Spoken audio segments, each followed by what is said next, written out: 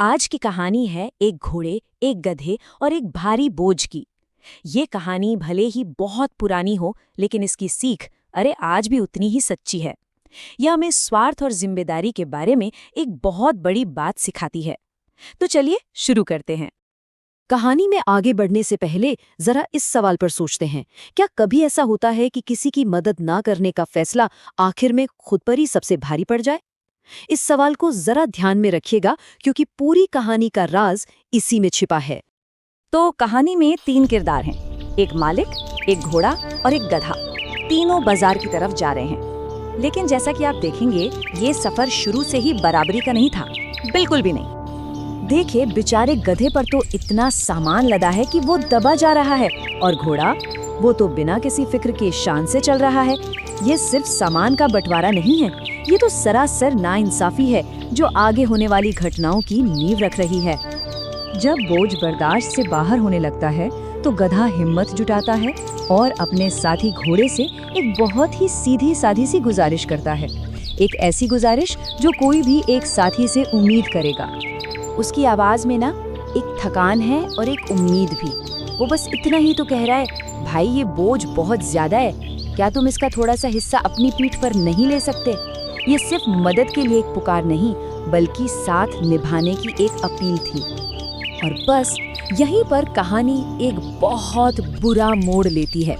घोड़े का जवाब सिर्फ एक ना नहीं था, ये एक ऐसा फैसला था जो न सिर्फ गधे की बल्कि अनजाने में खुद उसकी अपनी किस्मत भी तय कर देता है। घोड़े का जवाब सुनिए, कितना रूखा, कितना बेपरवाह। यह तुम्हारा बोझ है। इन शब्दों में घमंड और बेगानापन साफ साफ झलकता है। उसने गधे को एकदम पराया समझकर अपनी जिम्मेदारी से पल्ला झाड़ लिया। घोड़े का जवाब सुनकर गधा एकदम चुप हो जाता है। कोई बहस नहीं, कोई दूसरी मिन्नत नहीं। लेकिन उसकी ये खामोशी आने वाले तूफान का संकेत थी। अब हम कहानी के उस अंजाम की तरफ बढ़ रहे हैं जो होना ही था, और उस सबक की ओर जो बहुत बड़ी कीमत चुकाकर सीखा जाने वाला था। तो सफर आगे बढ़ता है, एक बोझ के नीचे दबा हुआ, दूसरा अपनी आजादी के घमंड में। लेकिन ये सब बस कुछ ही देर के लिए था। और फिर वही हुआ जिसका डर था। बेचारे गधे के पैरों ने जवाब दे दिया। वो इतना ज्यादा बोझ सह नहीं पाया और कांपता हुआ जमीन पर गिर पड़ा। उसके मुंह से झाग निकलने लगा। उसका शरीर और हिम्मत दोनों ने हार मान ली थी। और अब घोड़े को अपनी गलती की कीमत चुकानी थी। मालिक ने गधे पर से सारा सामान उतारा और पूरा का पूरा बोझ घोड़े की पीठ पर लाद दिया। जी हाँ, वही बोझ जिसे घोड़ा बांटने तक को तैयार नहीं था, अब उसे अकेले ही उठाना था। अब जब सारा बोझ खुद की पीठ पर आया, तब घोड़े को अपनी गलती का एहसास हुआ। वो मन ही मन सोचने लगा, काश मैंने थोड़ी सी मदद कर दी होती।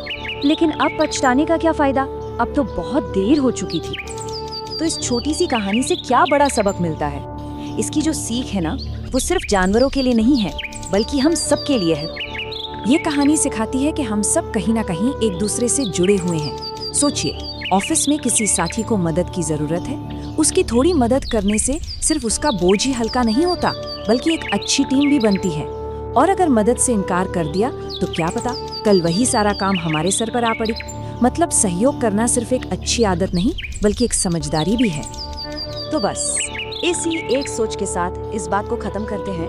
अपनी जिंदगी में ऐसा कौन सा बोझ है जिसे अगर साझा किया जाए तो वो न सिर्फ खुद के लिए बल्कि सबके लिए हल्का हो सकता है? सोचिएगा जरूर।